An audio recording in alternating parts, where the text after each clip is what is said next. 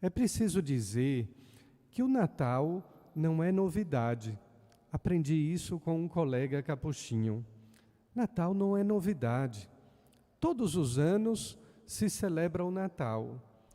Porém, o Natal deve ser um fato novo, isto é, algo extraordinário que acontece em nossa vida, capaz de transformar-nos, de nos modificar, para que deste modo o Rei da Glória possa entrar. Assim nós cantávamos, salmodiando este belíssimo salmo: abri as portas para que o Rei da Glória possa entrar. Ora, todos nós sabemos que este movimento de abrir e fechar é próprio do ser humano, é condição própria também da nossa liberdade. Nos abrimos para quem nós queremos receber e nos fechamos para quem recusamos viver, partilhar a nossa vida.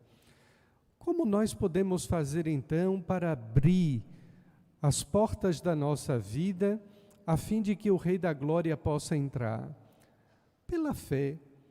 Não existe outra razão ou outra condição senão esta: pela fé e pela oração. Quem reza com fé vai fazendo este movimento interior de abrir-se interiormente, abrir o coração, abrir a alma, abrir a inteligência, para que o Rei da Glória possa entrar. Infelizmente não existe outro método. É somente pela oração feita ou rezada com fé. Quando eu rezo, eu vou dilatando o meu coração e vou abrindo a minha alma, permitindo então a passagem do Rei da Glória. E foi exatamente isso que fez José. Nós rezávamos na primeira oração desta Santa Missa, a oração que é a oração conclusiva da oração do Ângelus. Todos nós, sobretudo por uma tradição franciscana, aprendemos a rezar a oração do anjo. Não é a do anjo da guarda, é a do anjo, ou do Ângelus em latim. É aquela que diz: o anjo do Senhor anunciou a Maria e ela concebeu do Espírito Santo. Pois bem, a última oração, ou a oração conclusiva do Ângelus, foi a oração primeira desta Santa Missa. Mas eu vou voltar ainda a ela, porque é conveniente lembrar que o anjo Gabriel não apenas anuncia a Maria, mas anuncia também a José. José também é portador de uma mensagem do anjo, ou melhor, a mensagem que o anjo portava não se dirigia apenas a Maria, mas também a José, com uma diferença. A diferença de que quando o anjo anuncia a Maria, é que ela haveria de conceber pela ação do Espírito Santo. Quando anuncia a José, já lhe diz que Maria estava grávida. Porém, uma coisa é comum aos dois. A mesma coisa que o anjo Gabriel diz a Maria, diz também a José: não temas, não temas. De Deus, nós recebemos a sua graça. De Deus, recebemos o Espírito Santo para ter coragem. Já dizia alguém por aí que coragem é ir com medo. Mas o medo faz parte da vida humana, até porque o medo nos protege. Quando nós temos medo, nós não nos arriscamos.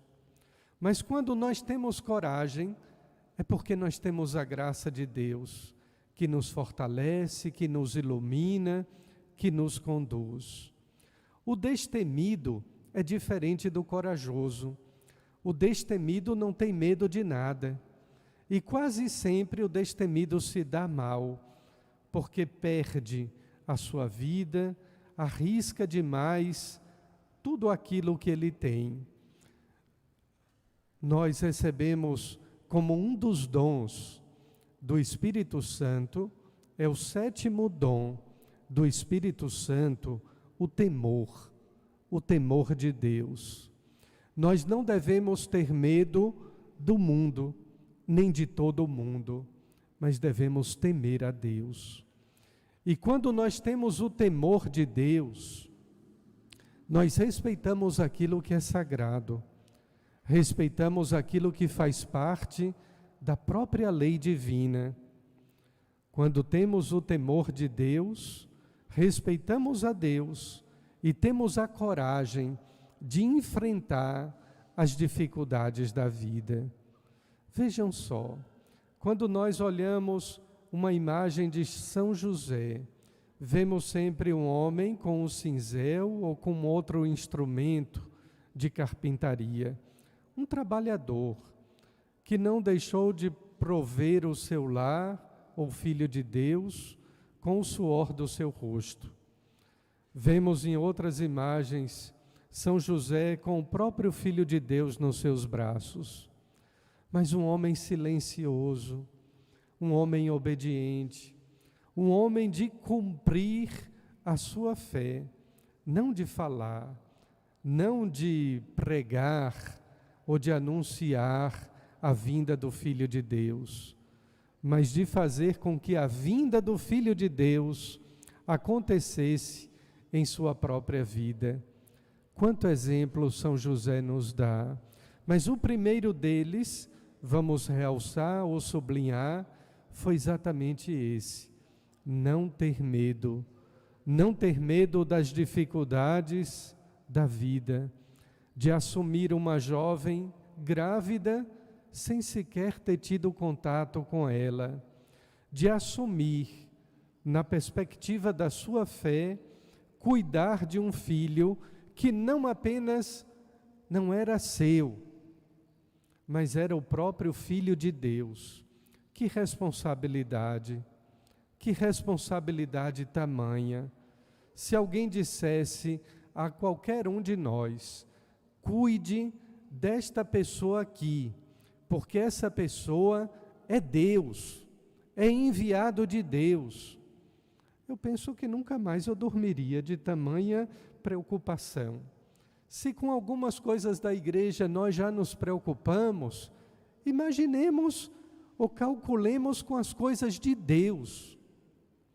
E São José assume essa responsabilidade, assume esse papel diante do Pai, crendo no anúncio do anjo. O anjo do Senhor havia lhe revelado em sonho. Havia lhe revelado em sonho, não porque ele sonhou ou teve um pesadelo. O sonho era o gênero literário daquela época. Como explicar um mistério tão grande, grandioso? Somente pode ter sido um sonho. E a narrativa bíblica é então a partir de um sonho que nos proporciona essa preparação para o Natal. Comecei a homilia dizendo: reze, porque é a maneira de abrir o coração para que o Rei da Glória possa entrar. Termino a homilia de duas formas. A primeira dizendo que para cultivar a nossa fé é necessário a vida sacramental da Eucaristia e da confissão. E concluo, lembrando o que havia prometido no meio da homilia a respeito da oração do Ângelus, a oração conclusiva, que foi também a primeira oração da Santa Missa de hoje. Esta oração diz: infundi, Senhor, colocai em nossos corações a vossa graça, a fim de que, conhecendo pelo anúncio do anjo conhecendo pelo anúncio do anjo. Não é conto literário, não é história da carochinha. Conhecendo pelo anúncio do anjo. Isso quer dizer fé. Se você conhece pelo anúncio do anjo, com a mesma fé que São José teve e acreditou, ótimo. Meio caminho andado. Infundi, Senhor, em nossos corações ou em nossas almas a vossa graça, a fim de que, conhecendo pelo anúncio do anjo o mistério da encarnação do vosso Filho, o mistério Natal é um mistério. Natal sempre será um mistério. Mistério da encarnação, mistério da presença do Filho de Deus, o Emmanuel, o Deus conosco. Mas que, como o anjo diz a José, ele vem, mas vem algo que eu repito sempre nas minhas homilias: não vem para passar férias entre nós. Vem com uma missão: salvar-nos, e salvar-nos do pecado.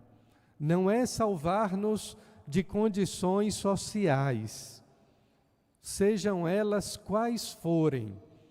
Ele vem, está explícito neste evangelho que acabamos de ouvir, ele vem para salvar-nos do pecado. Mas ainda termina a oração dizendo: a fim de que, conhecendo pelo anúncio do anjo o mistério da encarnação do vosso Filho, cheguemos a um lugar, cheguemos pela sua morte e ressurreição, a glória, pela sua morte, a glória da ressurreição. É isto. Esta oração sintetiza todo o mistério da nossa fé, os dois grandes eixos da nossa fé, os dois grandes mistérios que devemos crer: o mistério da encarnação no Natal, o mistério da Páscoa, da paixão, morte e ressurreição de Jesus. Eu desejo a todos, desde agora, desde este primeiro dia da semana, uma abençoada preparação para o Natal. Faça a sua novena, não perca tempo. Se você está em casa nos assistindo, rezando pela televisão, faça agora o compromisso, o propósito diante de Deus. Todo dia, antes de dormir, eu vou tirar 10 minutinhos para fazer a minha novena de preparação para o Natal. Chame o marido, chame a esposa, chame o filho e diga-lhes: você tem tempo para tudo. Hoje você vai ter um tempo para Deus. Amém.